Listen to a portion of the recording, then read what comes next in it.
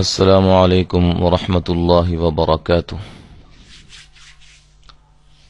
آج کا ہمارا سبق تھوڑا سا مختلف ہے، تمام بھائیوں کے لیے میرے خیال سے ایک نیا سبق ہے۔ وہ بھائی جنہوں نے ناظرہ پڑھا ہوا ہے، قرآن مجید اوپر دیکھ کے پڑھنا جانتے ہیں، ان کے لیے بالخصوص بالکل نیو ہے۔ یہ کچھ قواعد ہیں نون ساکن اور نون تنوین کے۔ نون ساکن کسے کہتے ہیں؟ جیسا کہ میں نے آپ کو بتلایا تھا کہ جس نون کے اوپر کیا ہو، جزم ہو۔ یہ دیکھیں، یہ نون کے اوپر جزم ہے، اس کو جزم کہتے ہیں۔ ایک اس دوسرا نام ہے اس کا سکون۔ یہ نون کے اوپر سکون ہے تو یہ نون اس کی وجہ سے کیا ہے؟ ساکن۔ نون کو جزم کی وجہ سے کیا کہیں گے؟ ساکن۔ جزم والے حرف کو کیا کہیں گے؟ ساکن۔ یہ نون ساکن ہے۔ یہ کیا ہے؟ میم ساکن۔ سمجھ آ رہی ہے؟ یہ صاد ساکن، ٹھیک ہے جی۔ یہ نون ساکن، یہ بھی نون ساکن ہے۔ اسی طرح تنوین کسے کہتے ہیں؟ وہ بھی آپ نے پڑھا ہے کہ جس حرف پر دو زیریں، دو زبریں، دو پیشیں، دو زبریں، دو زیریں، دو پیشیں ہوں، وہ تنوین ہوتی ہے، اس کو ہم تنوین کہتے ہیں۔ اچھا، اب نون ساکن اور تنوین میں، نون ساکن اور نون تنوین میں کیا فرق ہے، اس کو سمجھنے کے لیے ہم جو ہے اس کو سمجھتے ہیں۔ دیکھیں، مین دو فرق ہیں بڑے بڑے نا۔ نمبر ایک، نون ساکن کا نون لکھنے اور پڑھنے میں آتا ہے۔ دیکھیں، حمزہ زبر نون ان، اب یہ نون لکھنے میں بھی یعنی کہ نظر آ رہا ہے کہ لکھا ہوا ہے، اور پڑھنے میں بھی نون کی آواز آ رہی ہے، ان، ٹھیک ہے۔ یہ دوسری مثال کو دیکھیں، جبکہ تنوین کا نون صرف پڑھنے میں آتا ہے۔ جیسے اب یہ دیکھیں مثال، حمزہ دو زبر ان، اب اس کی آواز بھی یہی ہے، ان، تو لیکن اس کا نون لکھنے میں نہیں آ رہا، صرف اس کا ساؤنڈ جو ہے، اس کی آواز جو ہے وہ ہمیں محسوس ہو رہی ہے۔ لیکن یہ جو دو زبریں ہیں، دو زیریں ہیں، دو پیشیں ہیں، یہ نون تنوین کی علامت ہوتی ہیں، اور ان میں نون کی آواز پیدا ہوتی ہے۔ نون اگرچہ نہیں ہوتی لیکن نون کی آواز پیدا ہوتی ہے، لہذا ان دونوں کے احکام یکساں ہوتے ہیں، ٹھیک ہے۔ ان دونوں کے قواعد جو ہے وہ یکساں ہیں، ایک ہی ہیں۔ دوسرا فرق کیا ہے؟ نون ساکن کلمہ کے درمیان اور آخر میں آتا ہے، جبکہ تنوین صرف کلمہ کے آخر میں ہی آتا ہے۔ یہ دیکھیں، یہ نون ساکن ہے، یہ ایک کلمہ ہے منکم، ٹھیک ہے جی۔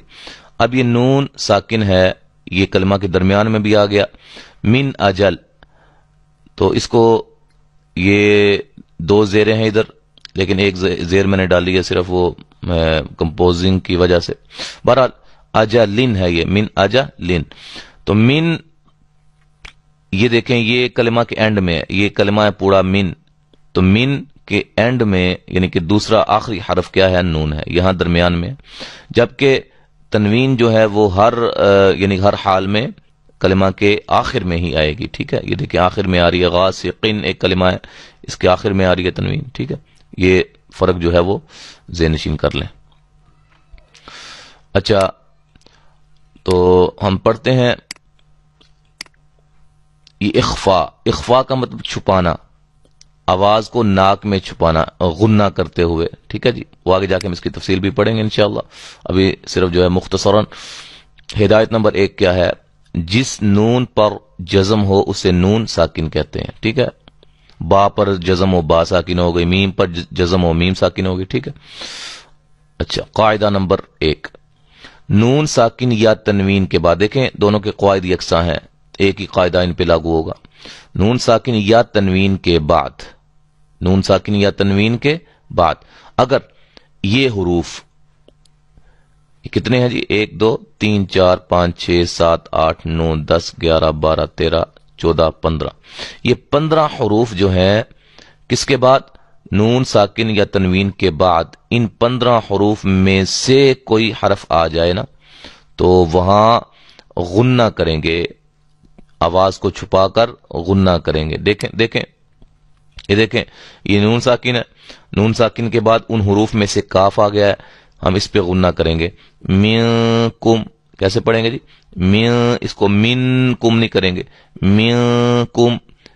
من کان، اس کو یہ غلطی اکثر کرتے ہیں قراء حضرات بھی، اکثر ان میں غلطی کر جاتے ہیں. من کانا پڑھتے ہیں، من کانا، اس کو من کانا نہیں ہوگا، من کانا من قبل.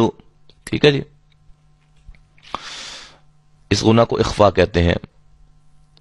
غنہ ناک میں آواز لے جانے کو کہتے ہیں. غنہ کس کو کہتے ہیں؟ ناک میں آواز جائے گی، غنہ جب ادا ہوگا تو ناک میں آواز جائے گی، اور اس غنہ کی مقدار یعنی کہ اس کی جو ہے وہ لمبا کرنے کی، ایک غنہ کی لمبائی جو ہے وہ کتنی ہوگی؟ ایک الف کی مقدار کے برابر. ٹھیک ہے. ہدایت نمبر 2، نون ساکن اور حروف اخفا. یہ حروف اخفا جو ہیں، ٹھیک ہے جی، خواہ ایک کلمہ میں آئیں یا دو کلموں میں آئیں، ہر صورت میں غنہ ہوگا. اچھا جی. قاعدہ نمبر 2 ہے میم ساکن کے بعد، یہ تھا نون ساکن. اب میم ساکن آپ کو پتہ چل گیا ہوگا میم ساکن کسے کہتے ہیں، کہ جس میم پر کیا ہو؟ جزم ہو.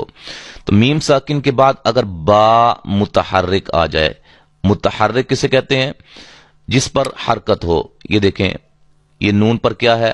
زبر ہے. زبر زیر پیش کو حرکت کہتے ہیں، اور حرکت والے حرف کو کیا کہتے ہیں؟ متحرک. ٹھیک ہے، سمجھ آ گئی ہے بھائیوں کو؟ نون کے اوپر کیا ہے؟ زبر. ٹھیک ہے. اسی طرح دال کے نیچے کیا ہے؟ زیر. زبر زیر پیش کو کیا کہتے ہیں؟ حرکت، اور جن حروف پر یہ حرکتیں ان کو کیا کہتے ہیں؟ متحرک.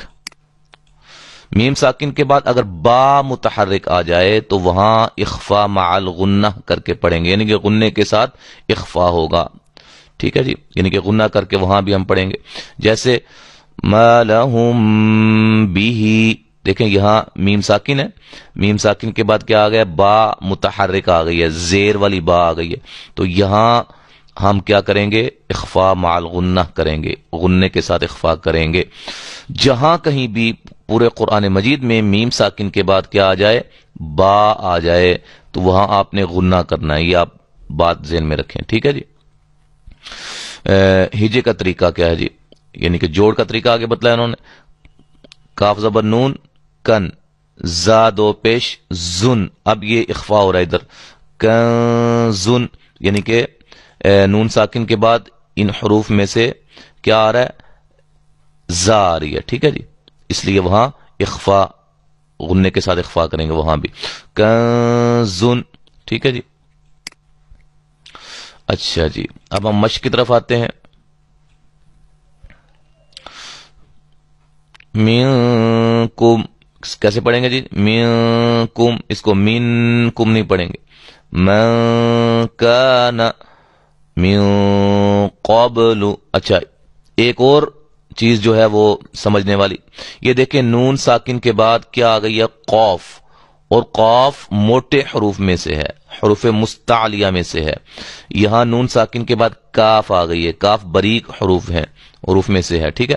اب فرق کیا ہے؟ غنے میں فرق یہ ہوگا کہ اس کا اخفا باریک ہوگا، آواز باریک محسوس ہوگی غنے کی، اس کی موٹی. دیکھیں من کان میو، اب کو میو موٹا، اس کو میو نہیں کریں گے بلکہ میو قبل. ٹھیک ہے جی. اب یہ باریک اخفا ہے، اخفا غنے کے ساتھ کریں گے.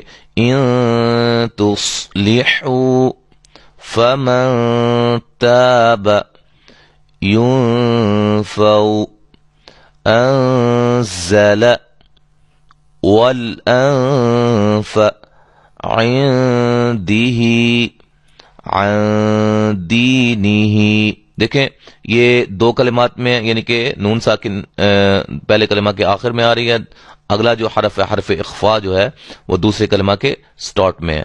یہ دیکھیں یہ ایک کلمہ میں ہے. اس طرح انہوں نے کہا تھا کہ ایک کلمہ یا دو کلموں میں بھی حروف آ سکتے ہیں، حرف اخفا، وہاں اخفا ہی کریں گے. دیکھیں یہ موٹا ہے، نون ساکن کے بعد حروف مستعلیہ میں سے، یعنی موٹے حروف میں سے قاف آ گئی ہے، لہذا یہاں ہم اس غنے کو بھی موٹا کریں گے. تنقمون ينفق. ٹھیک ہے جی، یہاں تک ہم پڑھتے ہیں. انشاءاللہ اگلے سبق میں ہم آگے سے سٹارٹ کریں گے. السلام علیکم ورحمۃ اللہ وبرکاتہ.